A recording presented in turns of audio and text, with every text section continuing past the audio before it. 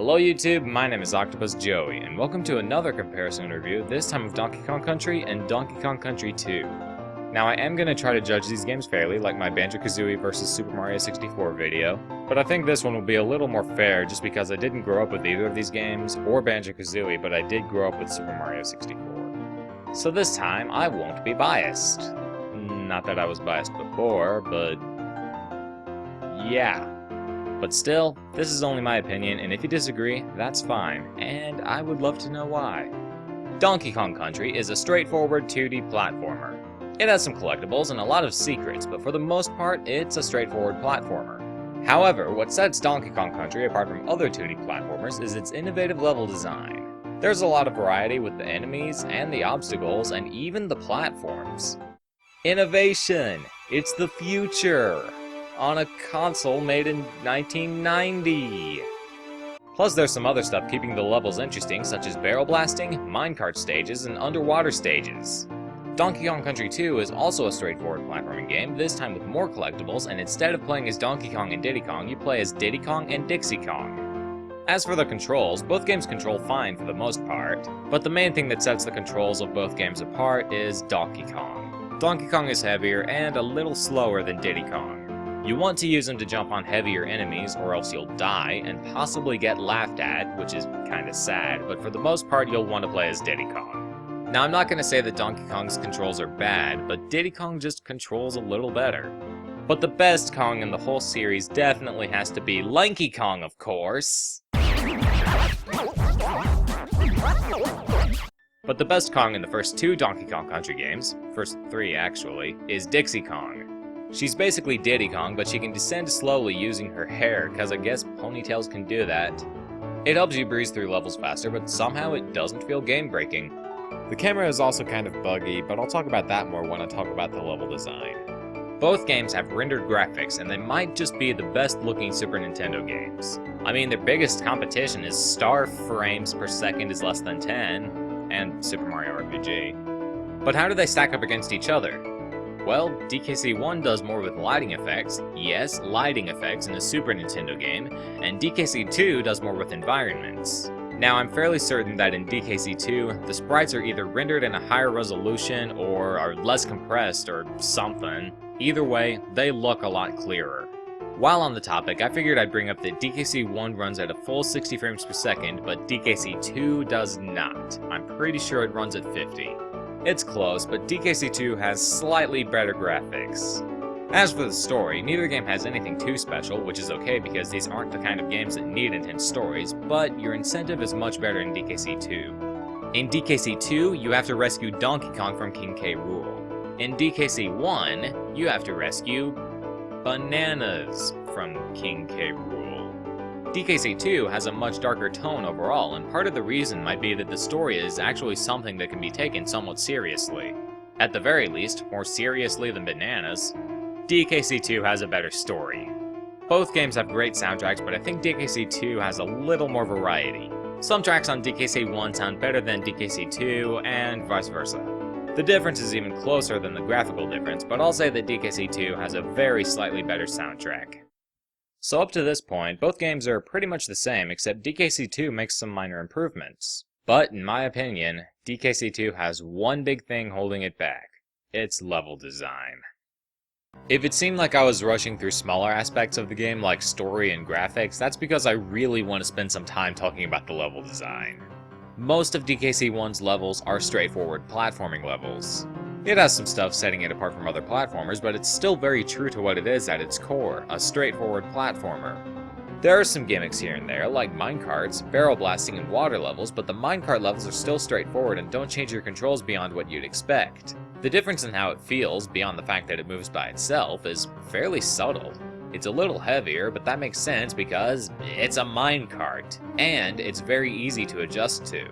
Barrel blasting is pretty different, but not something you need to get used to, and the underwater controls are very standard if you've ever played a 2D Mario game, aside from the camera being kinda faulty here and there. In DKC2, there are a lot of straightforward platforming stages. There doesn't seem to be as much as far as new kinds of platforms go, but there are some, such as these crocodile platforms that you have to make appear and jump on before they disappear, these bouncy crocodiles, and these beehive walls covered in honey. They clearly wanted to stick to their roots. I got nothing. But it's made very clear that Rare did not want this to be a clone of DKC1. They really wanted it to hold its own. So naturally, this game does a lot of things differently from DKC1. That's fine, but the way they did this made a lot of levels feel gimmicky, which made it feel like they were a little pressed for ideas. Keep in mind, I'm not complaining about DKC2 being different, I'm complaining about DKC2 being different in a way that holds it back. The animal buddies are pretty cool, when they're optional. But a lot of levels, mid to later ones especially, force you to use the animal buddies. Now, what are the animal buddies exactly? They're animals that you can either ride or turn into. They control differently from Diddy Kong and Dixie Kong, all in different ways. Rambi is heavier but can get a decent jumping boost, Unguard controls very well underwater and has a thrusting attack, Squitter, who only appeared in DKC2, is a little slower and cannot jump on enemies but can shoot spider webs that can kill enemies and be used as platforms. Winky in DKC1, replaced with Rattly in DKC2, is kinda slow and bounces around VeggieTales style and can also jump really high. Squawks give you seizures in DKC1, but luckily there's nothing like that in DKC2. Great. But in DKC2, Squawks basically has swimming controls in the air. His controls are very slippery, yet they're used for precision, and he can only ascend in short bursts by pressing B. He's my least favorite to control. Why is forcing you to use them a problem when having them as an option isn't? Well, the levels that force you to use them are designed around their abilities and controls, meaning you have to get used to controlling them.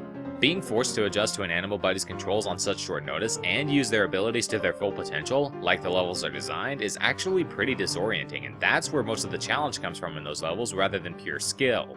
Imagine if in Super Smash Bros. You weren't allowed to play as the same character more than 3 times in a row because they wanted to make use of all these different control schemes.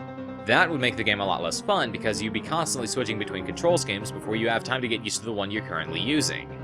On the other hand, I will say that the Animal Buddy levels will probably be at their most frustrating on your first playthrough.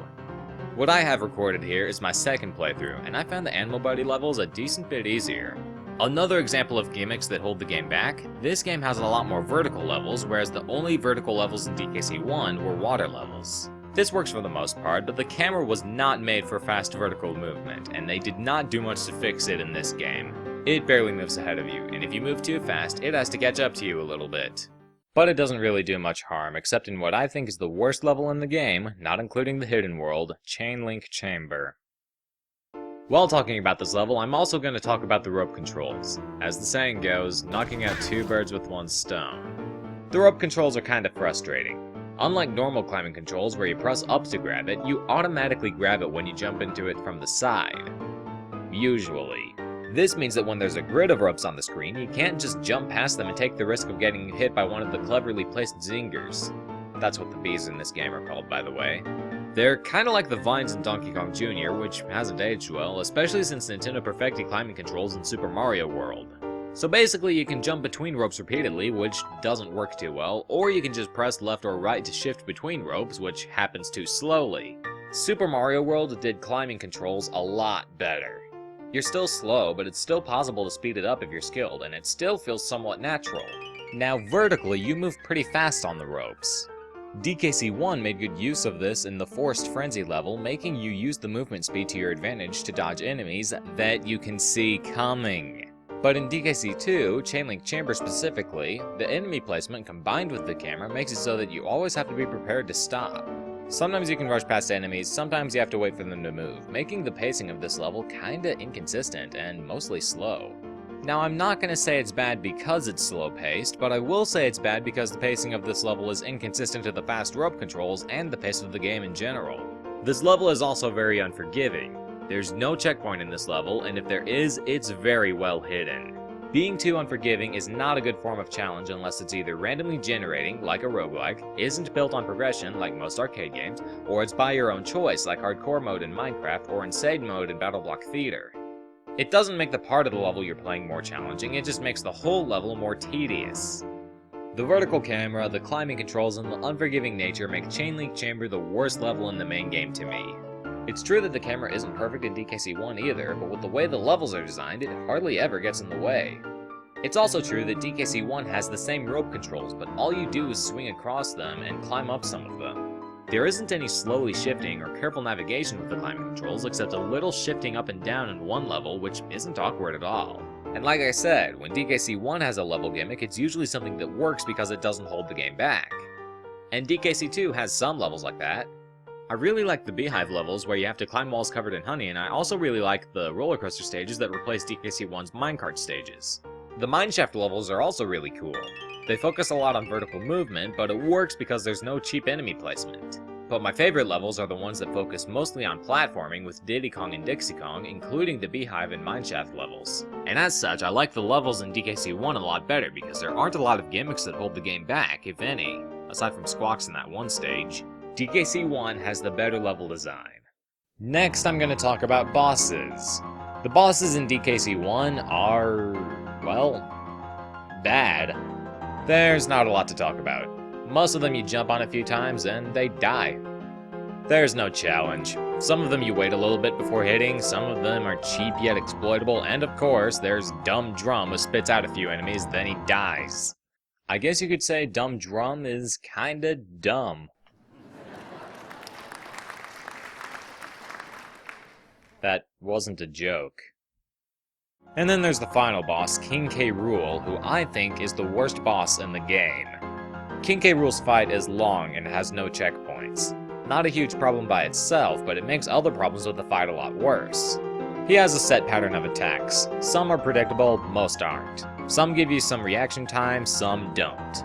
The ones that don't can very easily end in a cheap death, and probably will if you don't have his entire pattern memorized. Like Gruntilda and Banjo-Kazooie, dying to a cheap death is very frustrating because you have to play the whole fight over again because of how the boss is structured, not because you messed something up. But King K. Rool is a lot worse than Grunty since his fight consists of a lot of trial and error because of how unpredictable some of his attacks are. As for DKC2, the bosses are pretty hit and miss. The first one is nothing special, but it's pretty fun. Just wait for the bird to hit an egg out of its nest and then BAM! You've killed a bird with its own children. The second one is really good. You gotta hit a sword with a cannonball and then navigate these hook things and hit him again, do that a few times, and BAM! You've just killed a weapon with a weapon. But then the third one is kind of unfair in that you can't stand anywhere close to him and there's no clear indication as to how close is too close. And for some reason, when you stand too close to him, he can make explosive barrels that are used to defeat him collapse just by touching them with his club.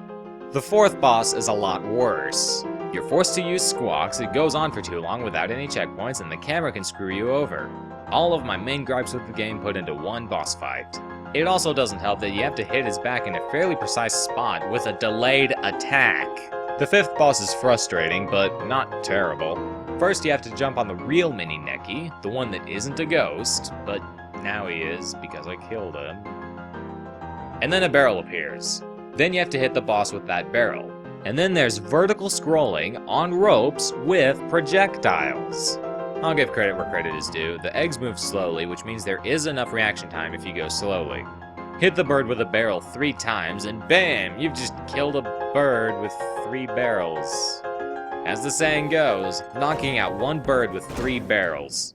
And then there's the final boss, and let me just say, Rare just simply is not good at making final bosses. Except in Donkey Kong Country 2. Now this boss is pretty long and has no checkpoints, but that by itself is not a big problem.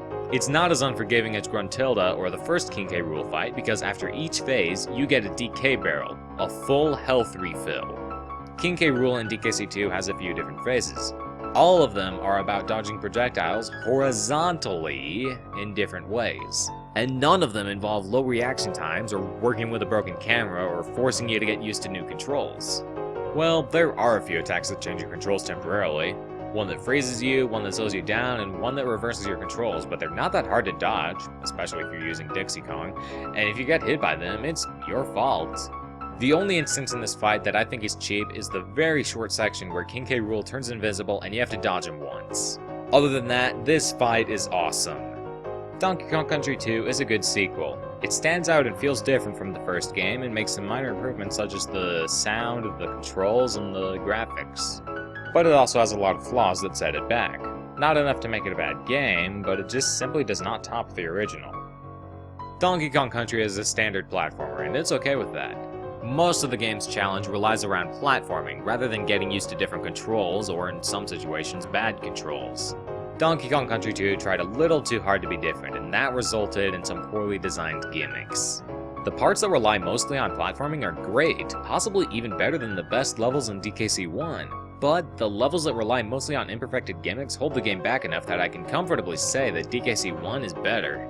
Well, I hope you enjoyed this episode of Unpopular Opinions with Joey. Next time I'm going to talk about why I hate the NES. No, not really. My name is Octopus Joey. Bye. Hey guys, I hope you liked the video. If you did, please give the video a thumbs up and click either of the videos on the screen for more. Also, subscribe to my YouTube channels at youtube.com/octojoey and youtube.com/octojoeylp, and follow me on Twitter at twitter.com/octojoey.